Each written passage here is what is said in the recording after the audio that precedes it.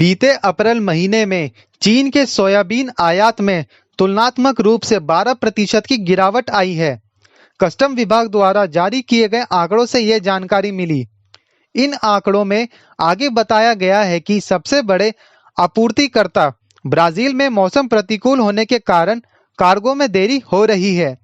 General administration of customs द्वारा जारी किए गए आंकड़ों के अनुसार, जो कि विश्व में सोयाबीन का शीर्ष खरीदार है, ने आलोच्य अप्रैल महीने में 67.16 लाख टन सोयाबीन खरीदा है।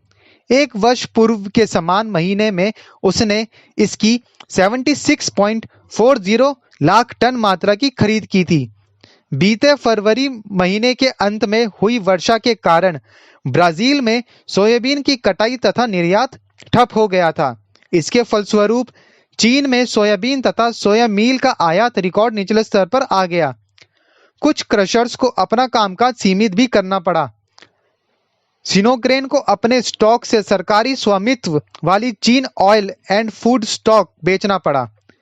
कोरोना वायरस महामारी की वजह से बीते मार्च महीने के दौरान कार्गो में हुई देरी तथा कामकाज बाधित हुआ था। इसके बाद भी मार्च में चीन का सोयाबीन आयात 42.80 लाख टन रहा था।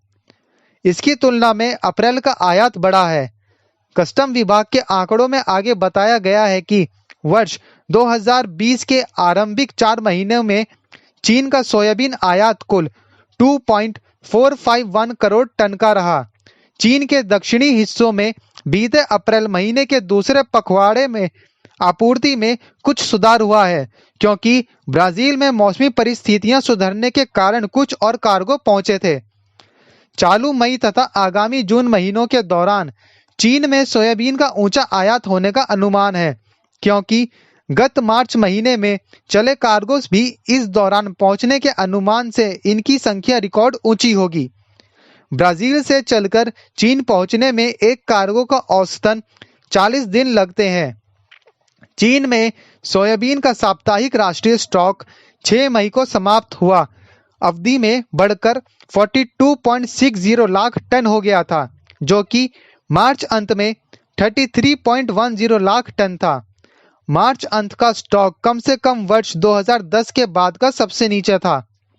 आलोच्य अवधि में चीन का साप्ताहिक स्टॉक बढ़ता हुआ रिकॉर्ड 1,85,500 टन पर पहुंच गया था।